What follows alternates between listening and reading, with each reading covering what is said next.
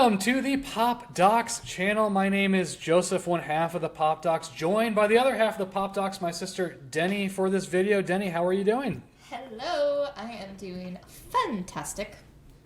Excellent. Can you tell everyone, what are we talking about in this video? We are talking about episode 2 of Wheel of Time season 2. 2 and 2. Strangers and Friends. Name of the episode. We are working our way through reviewing and discussing season 2 of the Wheel of Time. We are huge Wheel of Time fans. Even though Denny is currently working her way through the book series, I have read all of it, but we both enjoyed the first season. And I think we both enjoyed the first episode. For those interested in hearing our thoughts on the first episode, that video is available on our YouTube channel. Check it out. But we both gave it a 7 out of 10 and raved about it. We were both excited about it, even though we had some qualms as well, going into episodes 2 and 3.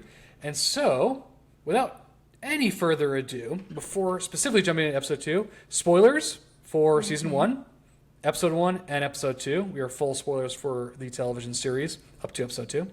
We are able to dive into the books if we want to. Dove a little bit into the books in our reaction and review of episode 1. So books 1, 2, and 3. We might talk about spoilers. So just be prepared, dear viewers, dear listeners, that spoilers will abound with those parameters intact. We are spoiled like bad milk left in a fridge for 6 months.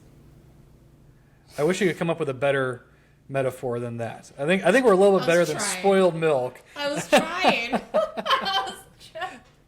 Yeah, I can't think of... It's the best I could come up off of the whim, you know? Is there a good metaphor for being spoiled? I feel like spoil is a term that is fraught with negative connotations, and definitions for that matter. Yes. But we're not here to talk about language, I don't think. Maybe some of the language that we get in the show, particularly from Uno, because he has a lot of colorful language that he offers us, both in the book and in the show.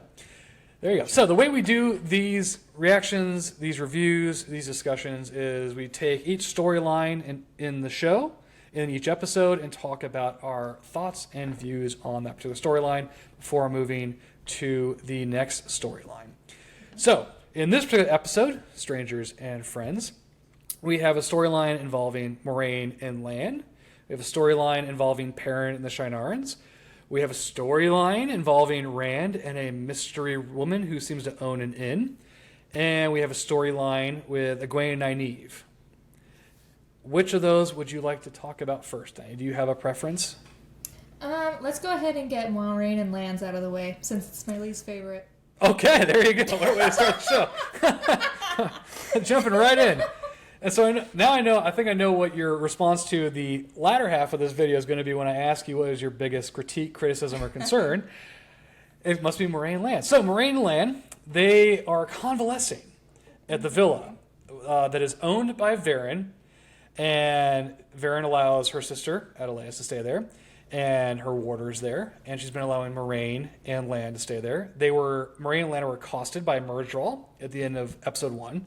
And they were both bleeding out on the ground holding hands, but they have been healed, and they look in bad shape. They look like two people that have been out all night drinking, and they look hungover as all get. They're both slouched in these kind of lounge chairs, these chaise lounge type of seating apparatuses, and they're both barely moving, and every movement looks like it hurts every part of their body, every muscle, and lights up every nerve of their bodies. So they are in really bad shape. But ultimately, they are now resolved to go somewhere. Because ultimately, the reason why they were attacked by Myrddraal was Moraine was on horseback going somewhere. We didn't know where in the first episode, but they are apparently going to now go to the White Tower. Perrin, who is actually holding a book, or maybe a couple books in this scene. So she is Brown Aja. There you go. That's your little Easter egg for her Aja. Yeah, because she's holding books. And she informs them that her warder, and Adelaide will accompany them, given what happened, that they need some additional support to make the journey to Tar Valon. My recollection was initially Moraine told Lan that he should stay at the villa and not go with him because he's in even worse shape than she is. But he refuses to go. He refuses to stay. He says he's going to go. And so they go on their way to Tarvalon. And in the midst of this, they finally reach Tarvalon, and they're kind of at like an overlook, looking across the rivers and at the city of Tarvalon, the White Tower. It's here we find out Perrin essentially knows what Moraine's been up to. Perrin makes reference to the Dragon Reborn, and Moraine's taken aback by this. Her hand slowly inches towards this dagger on her hip, thinking that Perrin might be a threat, just like the Myrddraal was that she stabbed through the jaw in the previous episode.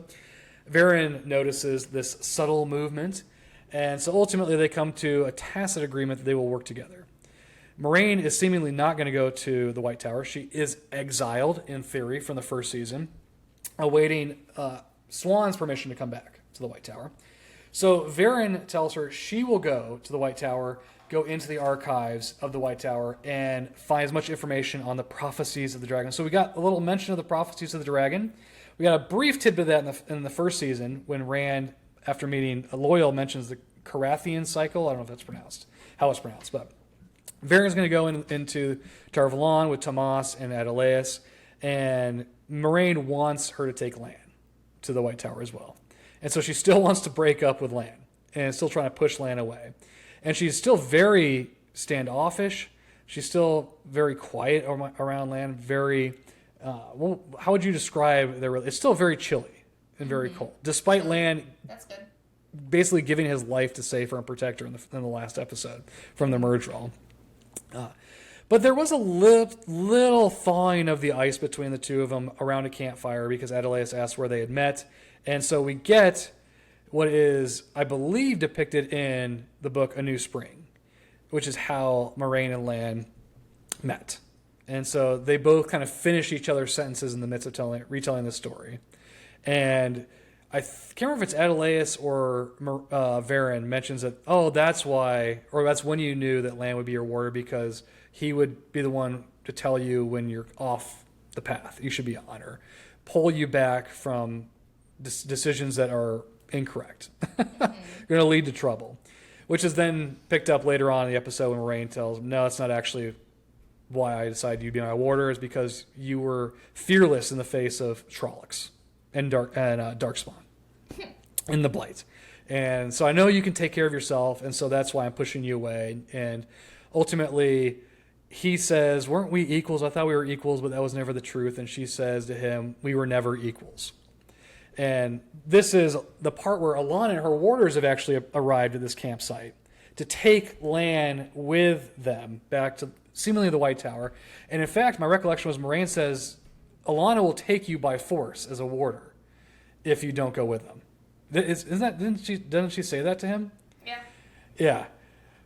Really disturbing stuff there. And that is essentially their storyline. And Moraine goes off in one direction, Lan seemingly goes off in the other direction with Alana, and they are now officially split up. What are your thoughts? You already have said this is your least favorite storyline in the episode. So why is that the case, Denny? Oh my gosh, Moraine was such a biatch. It was driving me insane. I was like, you can't tell me that all of a sudden, like the first episode, you kind of just get this sense of just struggle because she lost the one power, lost access to it, and so obviously she's going to take it out a little bit on, probably the one closest to her, which would be Lan. So you kind of get that. But then you get this fade battle, and then they kind of like, reach hands towards each other, and you're like, oh, maybe they'll have like a bonding moment. But then she just turns into this cold fish. No pun intended. Episode 2. Yeah. And it's just, I don't know. I was not a huge fan of like the roller coaster of emotions that like she was throwing out there, because she just, they had this connection over the fire, but then all of a sudden, like, complete 180, she's like, no, man, we were Get never out of my equal. sight. Yeah, basically, like, go, or I'll make you go. And it's just like, So what? let me ask you a couple questions about this. I did not like it. On that line where she says we are not equals, and presumably she cannot lie, being an Aes Sedai.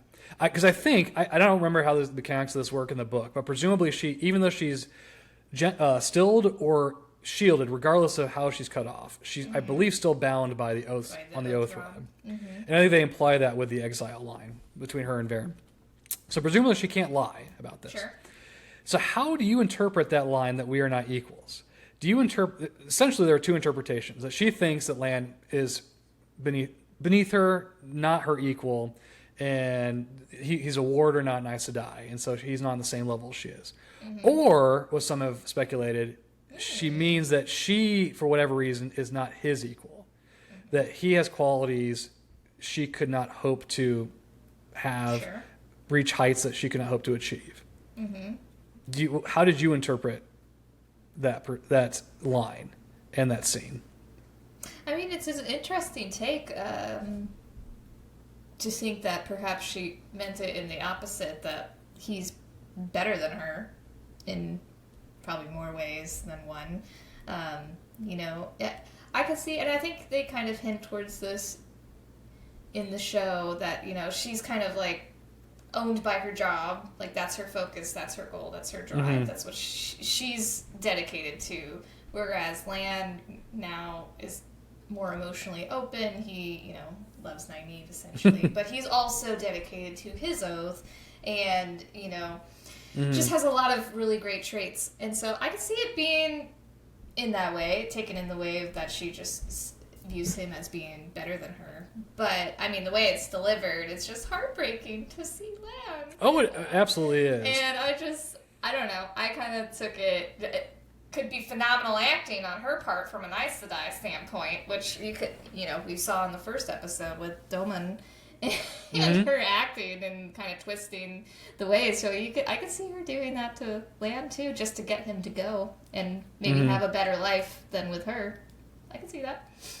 Yeah, I think it's the latter. I think it's going to, at some point, because clearly they meet back up, because there are shots of the two of them together in different locations in the trailer. So this is clearly not going to be the only time in the season where they're together. And so I think that ultimately it's going to come out that, oh yeah, you are a better person than me for whatever reason. She believes that. And I think that's how they're going to take it, as opposed to her viewing herself as somehow better, more removed from a warder, that he's just a mere warder or warrior or whatever. So I assume that's where they're going. But yeah, I am not a big fan of the way that they're portraying this. And the second question I was going to ask you is, why is she doing this? So, and it could be one of several things, or a collection of them. One is that she is still emotionally devastated by what happened to her, in the way that Varen describes it in the first episode, and that Lan is a living reminder of what she lost, in terms of the one power. And so that is having an impact on her psyche, her emotional state, as it relates to him, and wants to push him away, in part to get that reminder, that visceral reminder, away from her. Yeah. Another one is obviously that she thinks this is going to lead to his death, and so she's trying to save him and push him away.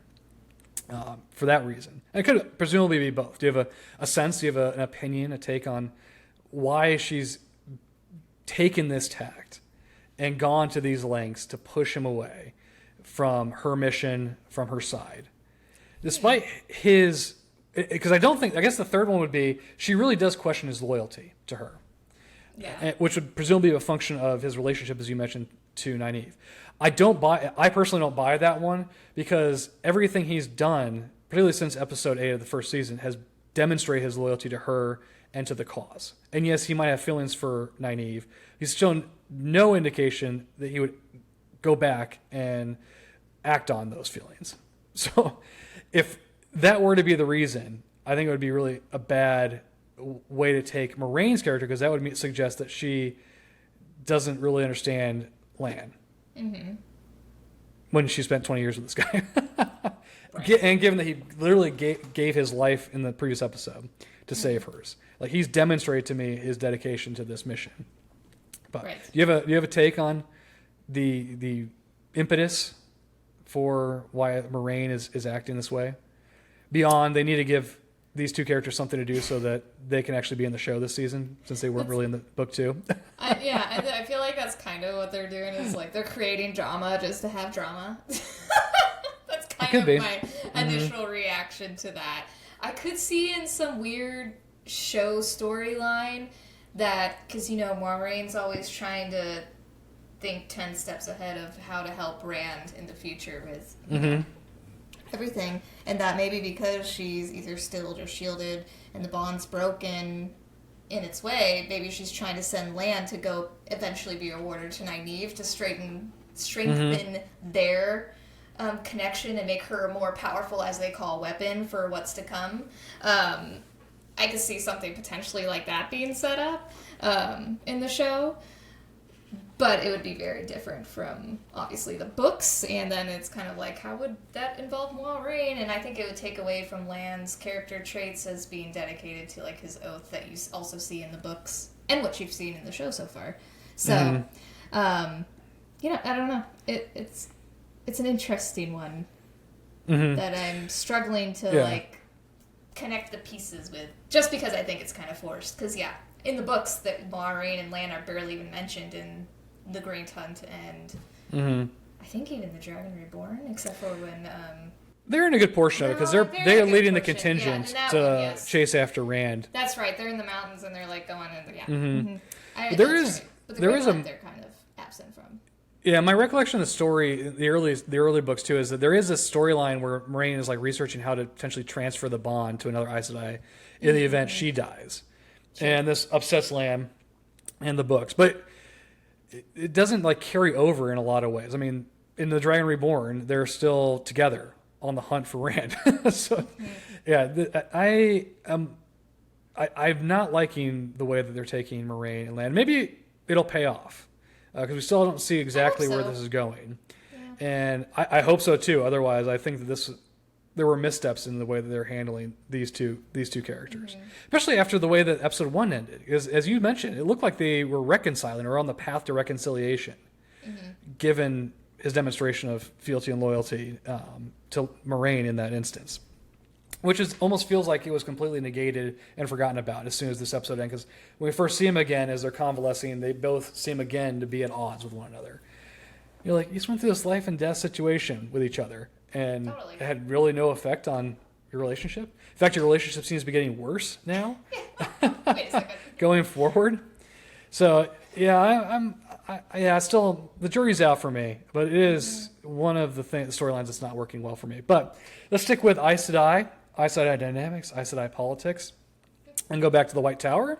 We are still following largely Egwene and Nynaeve, but they kind of branch out in this episode and have their own kind of mini storylines. Egwene meets Elaine, and I loved the introduction of Elaine, where Egwene's on her way back to her novice quarters, and she sees like all these different suitcases and whatnot littering the hallway leading up to her room, and in fact, some of it's blocking her access, her door, and so she goes next door to confront the person who's brought all this crap into the White Tower. And lo and behold, it's the daughter heir of Andor. It's Elaine Tracan, played by Cara Coveney, new addition to the cast.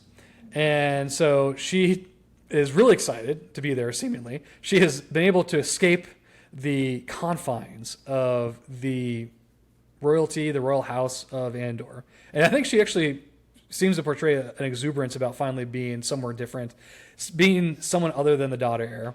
And so she goes next door with Egwene to see Egwene's quarters. And I love the introduction because Elaine said something like, "Oh, I see they haven't gotten your room cleaned either and gotten the rubbish out of it." And finally Elaine realizes, "Oh, this is your stuff." But she's like very politically savvy and diplomatic and able to kind of try and turn the conversation back around and compliments the stitching on Egwene's blanket or something, and talks and applauds like Two Rivers stitching and stuff like that. And then she talks about how, "Oh, do you remember Cadsuane? You have not met Cadsuane in the books, but that is an Easter egg for a very important character in the books." And someone else who were next door neighbors as novices, and it launched a lifelong relationship that shook the very foundations of the world, apparently. And so Elaine's like, "Oh, we're neighbors. What do you think history has in store for us?" But anyway, so a lot of this episode is Egwene and Elaine bonding.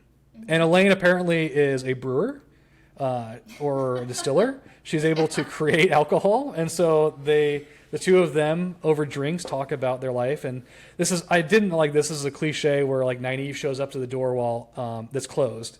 and overhears Egwene just crapping on Nynaeve and how Nynaeve isn't paying any attention to her, and it's not fair, and she gets away with all this stuff because she's so powerful, blah, blah, blah. But one thing I did like about this scene was after Nynaeve then left, it felt so high school to me. It felt so YA, where she's just listening at the door, and then before she hears the end of the conversation, walks off. Sad. But I did love Elaine basically saying, Egwene, jealousy looks awful on you. Yeah, shut up. Yeah, stop with the self-pity, stop with the jealousy. And I thought that was so, I really liked it because I thought that was Elaine in so many ways from the book.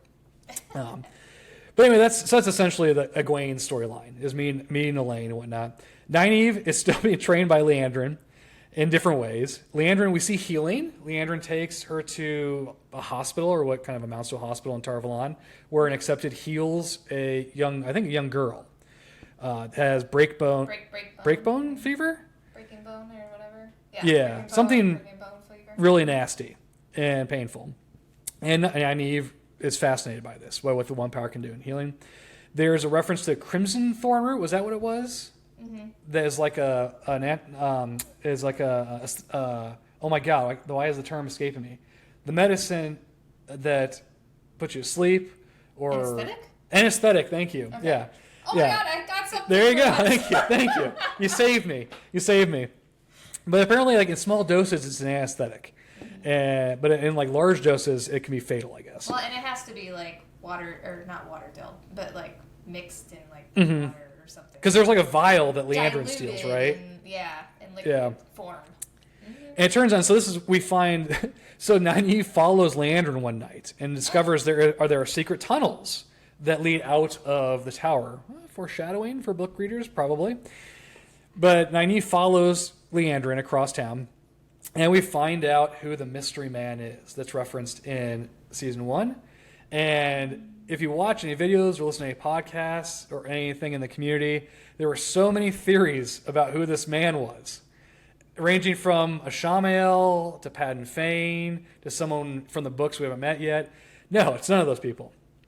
Allegedly, it's an old man. That's not allegedly an old man. It is an old man. Allegedly, it's her son, because she refers to him as her boy. And this dude is in real pain, probably because he's old and frail. And this harkens back to something Leandrin says Aes Sedai live for a very long time because of their access to the power and what the one power does. And Nynaeve discovers this and tells Leandrin that, he's got some kind of heart issue. And you're not helping him anyway because the crimson thorn root you give him only helps for like minutes, and then you leave and he's back in pain. And Leandrin slaps the crap out of her because she discovered this vulnerability of Leandrin. And so Nynaeve goes back to the tower. And that's what then leads her to walk up to Elaine's door and overhear Egwene and Elaine. And then I believe all that's left after that is Leandrin shows up at Nynaeve's door later that night, or down another night or something, and tells her, come with me, accept a test time. They go down to the chamber, meet Sheriam and Leanne, whatever her name is. I think she's the keeper. I think she's the second in command. Leanne? Leanne? I think I call her Leanne. Not sure. But they spin a wheel on a door, it opens, and there are the 3 arches, and we cut to black for Nynaeve's storyline because we're going to pick up the accepted test in the next episode. So, your thoughts on these 2 storylines in the White Tower? I gave some of my thoughts as I was going through the recitation of it, but what did you think about these? Clearly you like them more than Moraine and Lan storyline. Yes, I did. Continuing the trend of liking the action that's happening inside the tower. And here I thought it would be kind of boring based off of what they released in the tower.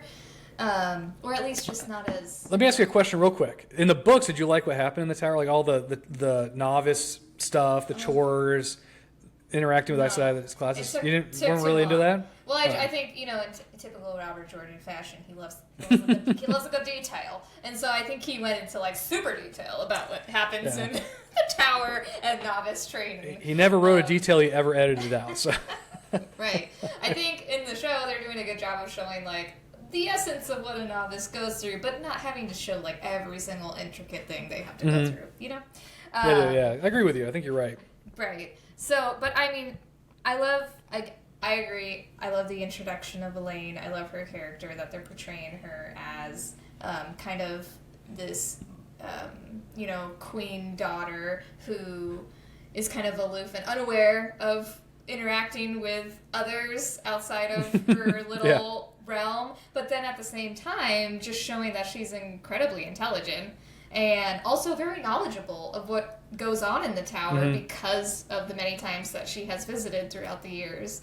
And so she actually that was a great scene. I forgot to mention that scene where they're walking through and Egwene's like, "You've been here before, haven't you?" Only 6 times or something like that. Only like 6 times, and I've seen like many Aes Sedai. That's fine. Yeah. But it was so sweet because she's like, "I just wanted to spend time with you."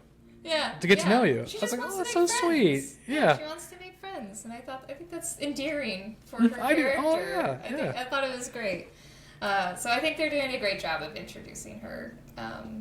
And that she's also powerful. She can make wine, people. Like, that's freaking awesome. She's basically Jesus. Power. I mean, that's what Jesus could do that. She's Jesus. Zandorian Jesus. I think it's cool. I don't know. I do like the introduction of her character.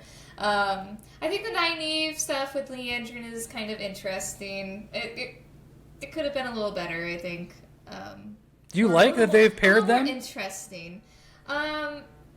I do, but I wish Nynaeve and her would butt heads maybe like a little bit more, because I mean Leandrin is a very stubborn, and this could be setting up her character for later, I don't know. But she's a very strong, stern woman, and Nynaeve is also essentially a strong, stern, stubborn woman. So you would think naturally they would probably butt heads a little bit more than what they showed in this particular episode. But I did like how they portrayed Leandrin's kind of human side by showing essentially her son. I thought that was incredibly well done. Whether that was real, I don't know. Oh, or was it just you got a kind theory of here? Trick Nynaeve? I don't know. Maybe. What are you leaning? Maybe she knew Nynaeve was following her, and so knew that she, would see this kind of human side of Leandrin and make Nynaeve a little more endeared towards her as a potential teacher, just as an Aes Sedai, a little more trusting in her, perhaps, even based off of her reaction. Which way are you leaning on that? Do you think it's real or do you think it's a ruse? I'm leaning towards ruse. Just really? Based off of... Really? Yes, just okay. Based off of... just based off of what we kind of know about Leandrin, or what's to come in the... Well, more so for me for the books, what she comes in the books. But I think it's more of a ruse. Also based off of what happens in episode 3, but more to come on that when we get there. So it wasn't just Crimson Thorn she stole from that hospital. She also abducted some old dude to put up in that. I mean, maybe. The guy can't talk. He can't confirm whether all you see is his hand move towards her. That could have just been but it was like it was very kind of, intimate kind of hand movement, I thought. I lean the other way for a variety of reasons, but okay.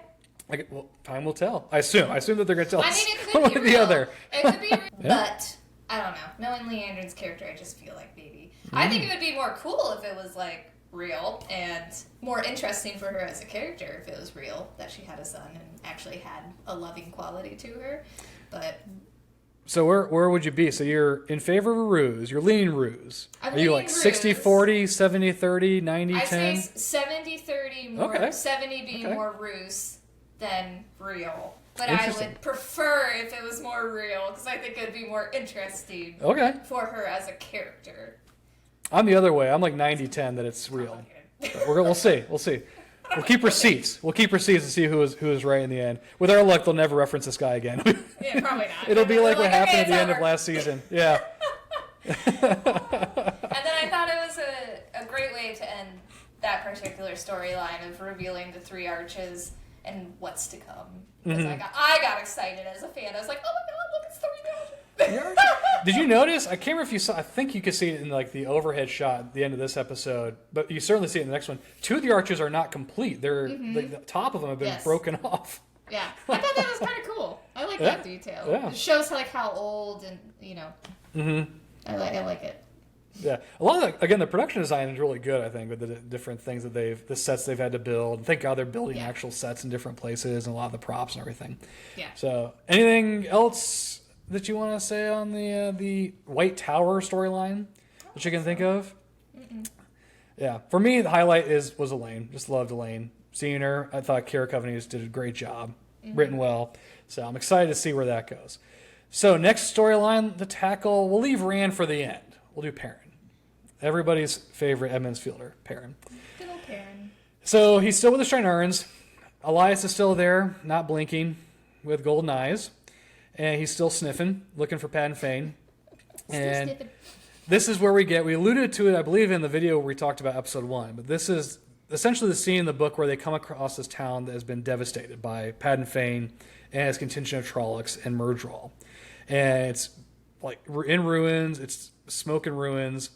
And as they enter the little village, Perrin thinks he sees someone in one of the houses. And it's a very quick glimpse. And so he goes into that house. Ingtar follows him. And he sees a family there. Then the family gets accosted by, I think, Myrddraal. He sees Myrddraal. And the Myrddraal are there slaughtering the family. And then he's alerted by something behind him. It's Elias standing there, creeping him out. Just not blinking, looking at him. I can't remember what he says, but he says something obtuse and obscure. And, of course, this unnerves Perrin. And it turns out then Perrin looks back at this room, and there's just flies everywhere, buzzing about. I think corpses and, like, spoiled food and stuff like that. And Ingtar is standing there, and he says, there's no one here. So he had another wolf vision, wolf rewind. I don't know what to call it. But he was able to see through his wolfy powers what happened to these people that lived wolfy powers at this village. And then I forget who it came. I think it was Massima came running up. One of the Shrinarans comes running up to Ingtar and says, you need to see this. And this is where we get the Myrddraal nailed to a door. And they briefly talk about who could have done this, how this happened. And then Ingtar says, okay, we're going to go camp somewhere else. We're leaving this place for the night. We're not going to stay here. This place has bad vibes. It got 1 star on Yelp, so we're getting out of here. We're going down river, down river. By the way, do this to fade. Aside here, they are apparently near Falm. They're on Toman Head apparently at this point, and I couldn't gather that. That was a question I had for most of the first 3 episodes. Where are they? Because there's no indication, because it's weird, because we'll get to it. When they cut to Rand, they say Forgate, Carien, with a title card. And I think it's the only time they've done that so far in the whole show. And so I never really understood where they were, but obviously what happens is they go to this village, and they're going to stay there the night. Elias says, nah, I don't stay in villages. I don't stay around people. I'm a misanthrope. And so he goes off, presumably to hang out with the wolves in the forest. And during the night, the Shan-Chan arrive, and then we get this kind of long, almost one-shot of Perrin being dragged by the feet by 2 Shan-Chan through the inn, outside, across the square, and in the background, all around him, are people fighting, the Shan-Chan. And ultimately, he, I think, picks up a 2x4 that he's dragged past, and he swats the 2 Shan-Chan. Loyal's like lashed by like 6 lassos by this lakefront. And so, instead of picking up a weapon, Perrin just dives at people to try and take them out. And eventually Loyal's able to break free. He's just throwing people all over the place. Yeah, demonstrating the Ogier strength. And eventually, then the Shrinarans are back out there. First, Massima is bare-chested in the inn fighting people. And he's ripped. He's looking good. He's a hell of a fighter. And it turns out all the Shrinarans are great fighters because they are beating the snot out of the Shan-Chan. And it's not clear to me whether the Shan-Chan are really putting forth their best effort or if their intention is to basically just subdue the village in order to get new citizens, new slaves, whatever. And so it's not really clear exactly if the Shrinarans are just better at fighting than the Shan-Chan or if the Shan-Chan are holding back. But whatever. The Shrinarans get the advantage. And they're kind enough to line up in a line in kind of the town square and square off against the remaining Shan-Chan. And then the waves part, and the insectoid helmeted people with swords move aside, and we see Damane and Soldam come to the forefront. And everyone's perplexed. The Shrinarans don't move. They just stand there. And they just take a blast of the 1 power and get shot back into a debris field behind them. And then it cuts to morning. The palanquin we've seen carrying Lady Surath, her voice, her speaker, and Ishamel show up. And cut to black. Thoughts on Perrin's storyline? What'd you think? I thought it was pretty good. It was definitely a level up from episode 1. You know, you got to see a lot more action, and you get to see the Seanchan. And the way it ended the episode was fantastic. It was the best ending so far, in my opinion, of the 3 episodes that we have watched. Oh, really? Oh, yeah, because we haven't gotten to Rand yet. I forgot that was the actual last scene. Yeah, sorry. Yeah.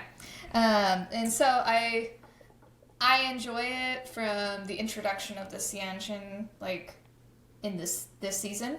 I love that. I thought it was a great way to show them.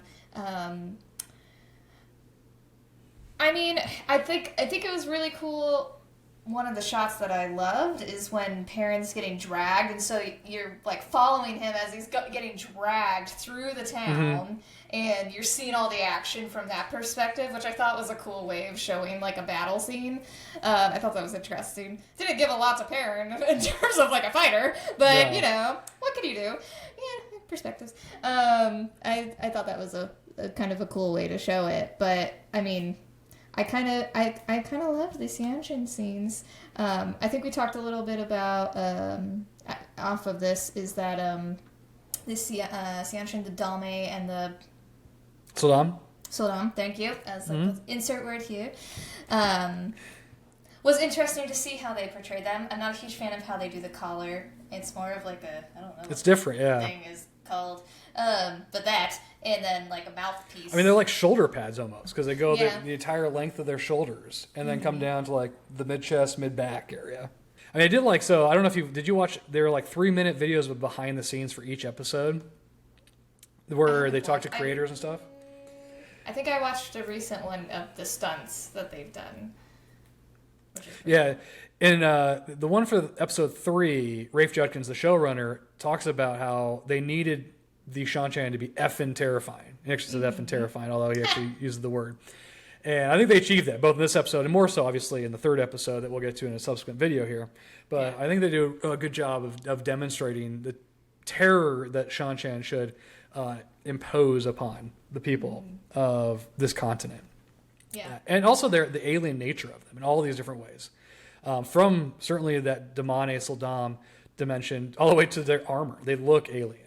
Oh, yeah. And they really do capture like this weird. I will say that I saw this on Twitter too after I thought about it. The soldiers' masks. They look like large Goomba faces from Super Mario Brothers. Look at them again. You won't be able to unsee it now.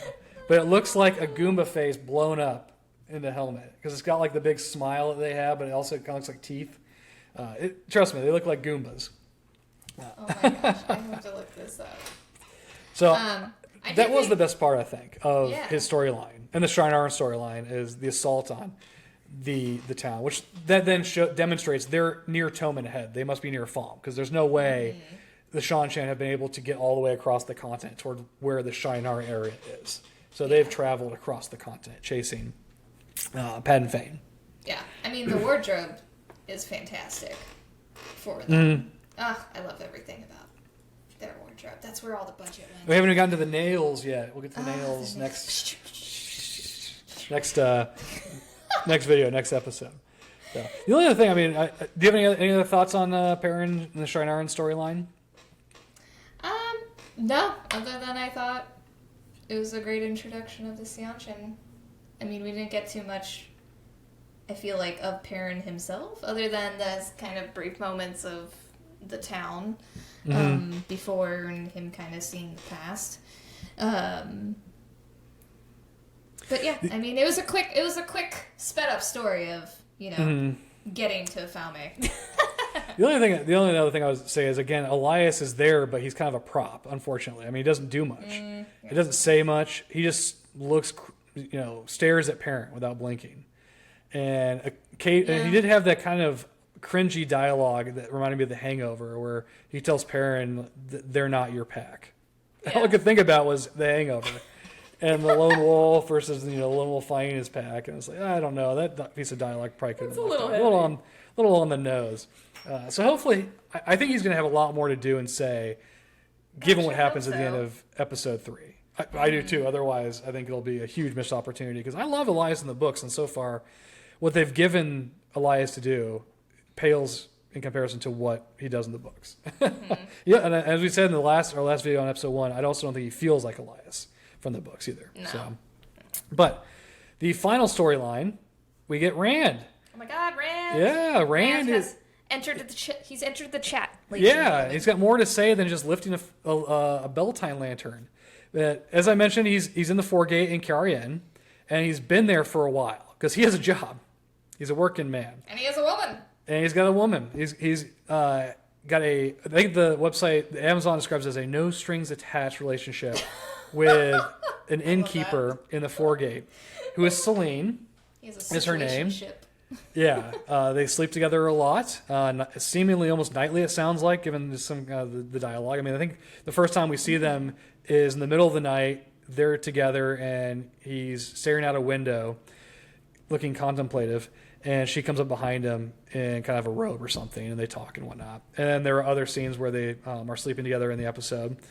And I will say, one of the things I love, there's one scene, I think, after they had sex, where she tells him something like, oh, you're great because I had someone break my heart before, and you remind me of him. Mm-hmm.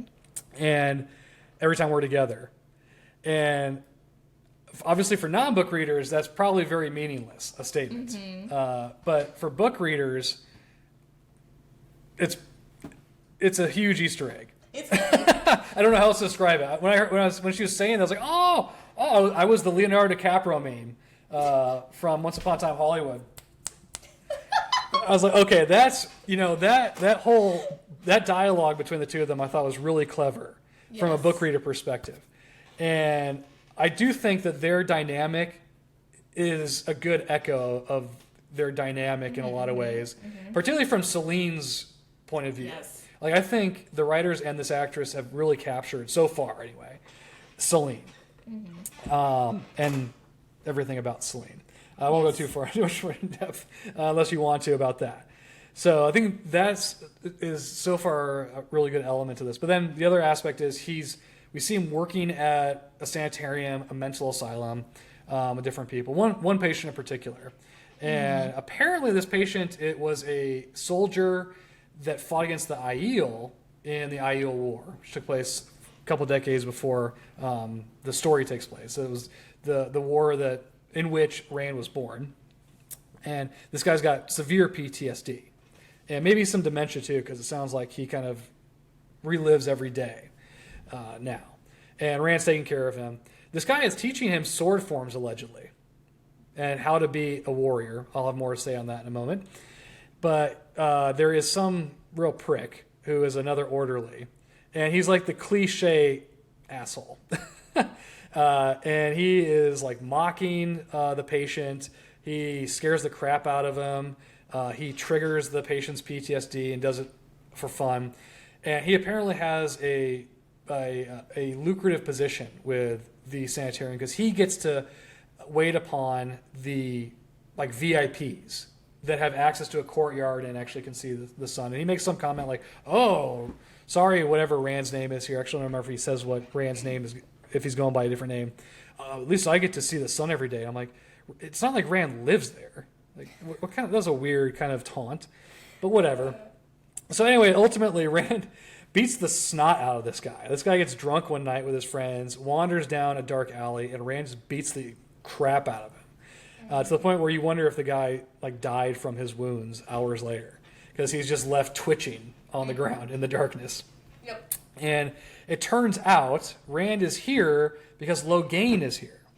And Rand has been trying to work his way up. He basically beat the crap out of this guy to get a promotion because this guy was waiting on and providing support for Logain. And so that's how this episode ends, as you alluded to, is Rand walking into the courtyard and there's Logain. And Rand says something to the effect of, I think you're going to find we have a lot in common. As Logain kind of slinks around, he does kind of a Gollum around a corner. He does. And like slowly slinks out from the darkness and looks up at Rand. And then it cut to black, roll credits, and that's how episode 2 ends. So what did you think about Rand? We finally got a lot of Rand in this episode.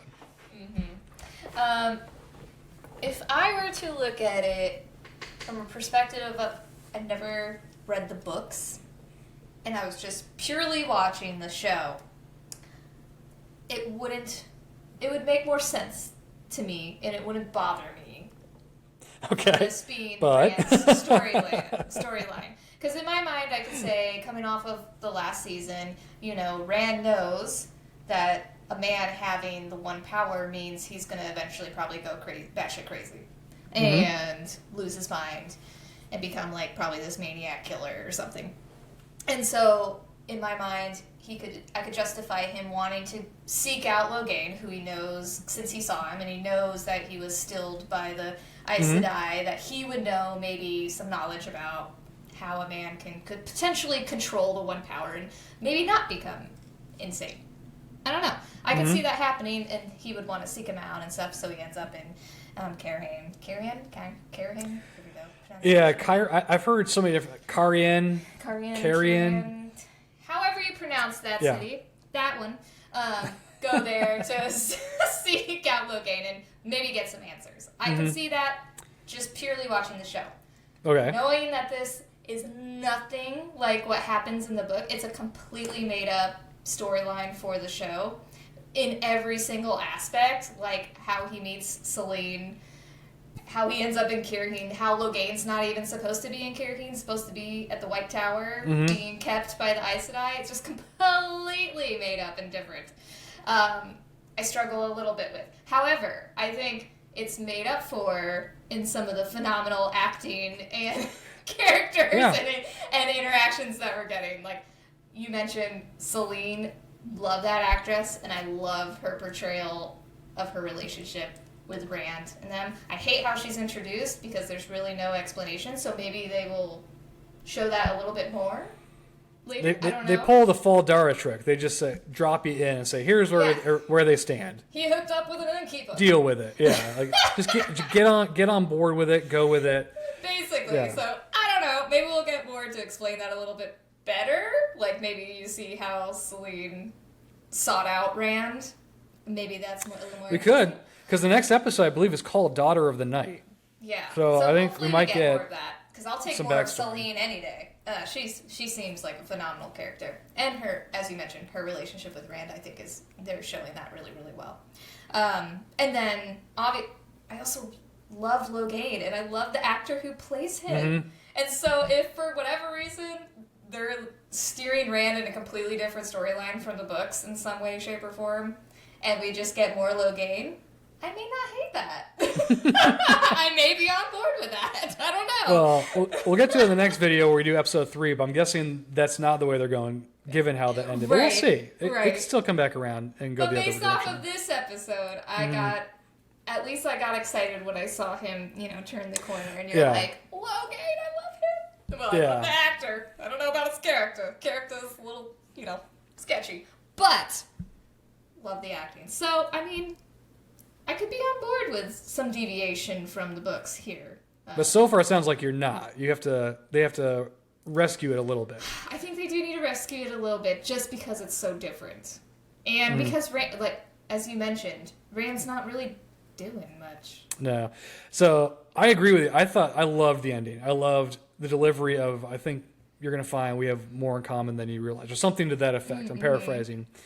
Love that ending. I love so Yosha Stradowski, I think is his name, is the guy who plays Rand, and I love how he described where Rand is working at the sanitarium mental asylum, and how he's fearful of what's going to happen to him. He's going to have a mental health crisis given the taint on the one power, and he's now there in part trying to help people who have their own mental health issues and crises, and there's a symmetry there. It also demonstrates, this element of Rand that he does care for people. And he's going to give of himself to try and help people. And there's that one scene on his way to work in the morning where he gives a child some money on his way there. But he's also clearly well known because someone else gives him like a piece of bread or a tortilla or something on his way as well. So he's clearly built up a little bit of a community there in the time that he's been there. So I like those elements. As you said, as always, the acting, top notch. Casting has been great. So good. But right there is where it really ends for me. I am not liking what they're doing with Rand so far. I think they have 5 episodes. Maybe I'll like where this is going. But here's the concerns I have with this particular storyline. One is if they're going to try to convince me that he can go toe-to-toe with, spoilers for the book and maybe for the season. Well, we know he's in this. High Lord Torok of the Shan-Shan, who is, I believe my recollection was he was a blade master, or the equivalent of a blade master for the Shan-Shan. If I'm to believe that Rand has been trained by this former soldier who is just racked with PTSD and potentially dementia, because we got that one scene of him telling him sword forms with the cane, I'm sorry, I just don't buy that. I just don't buy it. And there's no indication that he's sparring with this guy. So maybe he goes through the motions, but it's basically, taking yoga classes, and now all of a sudden I can fight someone one-on-one with a sword. And so that's a concern I have. They still are not showing how Rand is going to become proficient with a blade. Unless what they're going to try and do is he can tap into his loose Theron memories somehow. And he's going to be able to then leverage those memories as kind of muscle memory. I don't know. Because otherwise I'm not buying it. So that's concern number 1. Concern number 2 is I don't know where this is going. And this is in part informed. We'll get more into this in our next video. The whole storyline with Logain seems to peter out and be meaningless in the end. And so I don't know what the point of Rand's storyline is here. That's episode 3, Joe. I know, but I can't divorce myself from that episode. Because I was really excited that he met Logain. And so I get that. I get the motivation. But this ties into another concern I had. So this made no sense. Is this a retcon? It might not be. I have to go back and listen to the dialogue. But I could have sworn when Logain was sentenced by the Amyrlin in the first season, she says something like, no matter how hard you try, no matter what venom you spew here, we're not going to kill you. You're going to live. You're going to be a representation of what happens to men that can channel and raise up an army and go after the tower. You'll be studied, all this stuff. I thought she had said you'll also be basically kept at the White Tower to be studied and left at the White Tower. Also not only be studied, but make sure you don't commit suicide, which is one of the things they do in the books. He's actually at the tower. But now he's seemingly shipped off to a sanitarium in Karien. There's no indication there are Aes Sedai there. Maybe there are and we just haven't met them. But there's no indication there are Aes Sedai there. He's just by himself, under the supervision of this asshole who gets beat up by Rand. And so is that like a retcon? And is that just like, okay, well, Rand's going to be off on his own, and we kind of want him just to meet Logain so he's doing something. And it really feels like I felt like it was a retcon, and also doesn't align with the books, which ties into this other thing is I love Logain, love the actor. This is not the Logain from the books. And we particularly see this in the next episode, so we'll get more into that in the next episode. But I think I'm leaning toward the books having done this sequence better. And I just don't know where Rand's going here. And I understand like this kind of Dragon Reborn Rand where he's off on his own, but at least in the Dragon Reborn, going from town to town. And I think it would have been a lot more interesting to see maybe him going from town to town and the effects he has on those towns as he's traveling through the world because of his Tavarian nature than it is to have him squatting in Karien working as an orderly in an attempt to get to Logain, and then he's going to go on basically on a fetch quest in the next episode. And so this feeds into my concern that I mentioned in the last video where I don't think the showrunners exactly know what to do with Rand or the Dragon Reborn, because we still haven't seen him be the Dragon Reborn in any substantive way in this show. And he's not done anything so far, in my view, to really set himself apart or really fulfill that role as Dragon Reborn. And so I think it feels like they're just spinning wheels with him, or his wheels are spinning, whatever the case may be. So we'll see where it goes. Again, I don't want to make any judgments now, as we talked about in our last video, because there are 5 episodes. And so I presume this is leading somewhere. I hope this is leading somewhere. Otherwise, I'll be very disappointed. So this is, for me, the weakest storyline in the show. In this episode, was the Rand storyline. And the last thing I'll say before I kick it back over to you, I think this confirms we're not getting mirror worlds and portal stones. No. Unless they do flashbacks of how Selene met Rand. But since they kind of just jumped right into this, and she has somehow I don't think they're going to do it. Positioned herself as this innkeeper in this world, in this little town. Masterfully done in 5 months, I guess, or however long. We don't even really know how long she's been free. Oh, I'm spoiling the book now. For non-readers. Sorry, non-readers if you're just watching the show. I won't go any further than that. But so I think there's still a chance we get mirror worlds, especially if they do flashbacks. But I get the impression that he showed up in Carian following Logain, and she somehow manipulated events into him finding her in Carian. But who knows? I don't know. Maybe they arrive together, and she's like, well, we got to do something to make money. I'll be an innkeeper, you work as an orderly. I don't know. But I get the impression that's not how it went. So no. Those are my thoughts on Rand's storyline. Do you have any other kind of thoughts on what I said? And I don't think we'll Rand's get place? mirror worlds, but that's okay. Keep the faith. I'm gonna mourn There's still 5 the episodes. loss of that. However, I'm gonna be cautiously optimistic that Rand's storyline will Go somewhere meaningful. will make sense. Will make sense in the end and be more meaningful. Just based off of clips we've seen from like the teaser trailers and stuff, I'm gonna be optimistic, cautiously though, that it will get better, and that this all has a purpose. I don't know what that purpose is yet. But In theory, it has a purpose. Well, that's like one of my concerns, because in the trailer it looks like there's going to be a scene where Jedi Rand is there confronting Turok. And then we saw the scene of Turok pulling the blade with his really long nails. Yep. So they're implying there's going to be the sword fight from the books. Yes. I just at the moment they have a lot of ground to make up to make me believe that he could do that.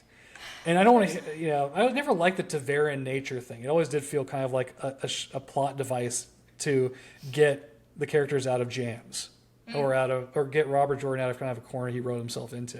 Sure. So it better not be like, his Taveran power somehow gave him the ability to be this magnificent sword fighter, or it's going to be something where like Turok trips over a stone and sprains his ankle, and as he's falling down, he hits his head on a boulder, and he's dead. No, he nails himself with one of his nails. There you go. What's going to happen? Nails. Right there. There you go. Okay, maybe.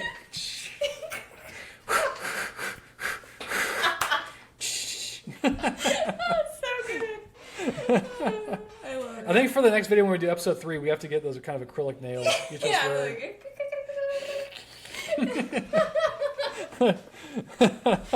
referring to Haile Surath, who we briefly saw at the very end of this episode. Or I guess not the very end of the episode, but in the episode. Near the end. So before I turn into our biggest criticism, concern, if we have one, our favorite thing from the show, and then our rating, I'll get what do you think about my kind of hypothesis or theory about the Dragon Reborn, that they don't really know what to do with him, or they don't care as much about the Dragon Reborn, at least to this juncture? Do you think it has merit? Do you think this is unfounded for some reason? I mean, maybe they're taking the stance of almost trying to trick viewers into still thinking you still don't 100% know who could be the Dragon Reborn. I don't know. And there's some evidence from episode 3 to that. Like to maybe that effect. they're leaning into Nynaeve because she's super powerful, so maybe she could be it. Or, maybe it could be Perrin. I don't know, because he's like a wolf guy. He's got wolfy powers. Yeah, and you can see the past and stuff. Yeah, I don't know. Maybe from a show perspective, they're still trying to create that mystery around the Dragon Reborn and who it can ultimately be versus the obvious of like, it's Rand, so we will focus fully on him and everyone else is like a sidekick, kind of thing. But I don't know. I could see them kind of struggling because his storyline in The Great Hunt and the Dragon Reborn, well, more Great Hunt, are kind of this nebulous kind of finding himself as he goes through the struggles of the One Power and stuff. It takes a long time to explain and show throughout the books in a really, great in-depth manner of his struggles. And so I could see in the show that of them trying to think of, well, how do we really tell that in an impactful way in the show. This is why I wonder if... But, yeah. I wonder if the decision to end season 1, episode 8, with essentially, I'll say the boys split up, because that's where they're the ones that aren't split up in the book. Because not even Egwene go, obviously, to the White Tower in the book as they do in this season. I wonder if that was the plan all along, to have the three of them in these different storylines, or if this was driven because Barney Harris left and they couldn't have Matt go with them to the Eye of the World. Sure. Because I think this would have been a lot better if they were all together like they were in The Great Hunt. And they were traveling together, and so we get more time with them together, but also see how they're slowly starting to diverge given who they are and given the events that are occurring to them. But this is all speculation we can say for another day, because having said Matt, and this probably speaks volumes to how we probably thought about this storyline, he was in this episode. I just realized I completely forgot to bring him up. There were brief nuggets of him, yes. Yeah, because Leandrin brings him honey cakes or some kind of cake. And this is the great scene where he pantomimed her locking the door and walking away, which was so Matt from the books. It was so that great. sold me on him. This new actor, Donald Finn, I think his name is. But it turns out he has been Shawshank Redemptioning his way out of this cell, because he's been trying to pull a stone out of his cell behind this wardrobe with a spoon. Yeah. And apparently he's been at this for a while. He eventually dislodges this thing. And I am not an architect. Obviously, this is pretty obvious.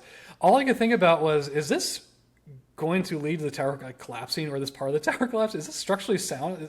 All I could think about was Jenga, like him trying to pull out this little Jenga block and the whall thing cratering. Shoddy workmanship. I guess. I mean, it's built by Ogier, so they sing to the wood, and I don't know about the stone. But anyway, I don't think it's shoddy. I think Ogier are pretty good general contractors. But anyway, I think so. Another cell is on the other side, and Min is in the cell, and so they end up drinking together because I think Min has wine in her cell, and she implies that Leandrin has imprisoned her alongside him because, I don't know why. I can't remember exactly why, but they're both cellmates, quote unquote. And so this is then kind of setting up. Oh, and then in this episode, Min sees a vision of Matt seemingly stabbing Rand. And she doesn't tell him this, but this concerns her, presumably for many reasons. So that's the short version, which it was a short piece of the episode of Matt and Min. Any quick thoughts on Matt and Min? I mean, other than just their fun dialogue, I think it just showed more of this actor being Matt and loving him. Like you said, like pantomiming the blocking. I thought that was just so fun. And then even his interaction with Min. Obviously, this scene is to introduce the character of Min. And I didn't hate how they introduced her. I mean, you still to be determined on what exactly her character role's going to shape up to be, because obviously it's just a very quick introduction.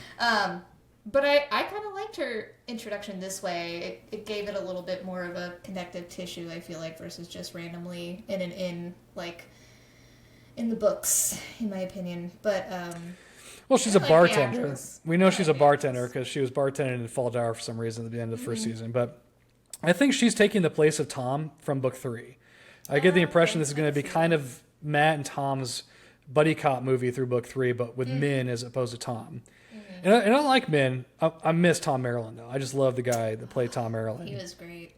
And we're not getting him in season 2 because apparently he came out and said months ago, oh, yeah, they didn't call me for season 2. So I don't think we're getting any Tom. But, yeah, I like, again, this solidified Donald Finn or Flynn, forgive me for misusing or mispronouncing whichever your last name is, as Matt. I loved it. And I think they're going to have good dynamic. They seem to have a good dynamic, good banter in this scene and what they do in the next episode. But I do wish it was Matt and Tom. Oh, with that, can you isolate a criticism or concern following the first 2 episodes, in particular episode 2?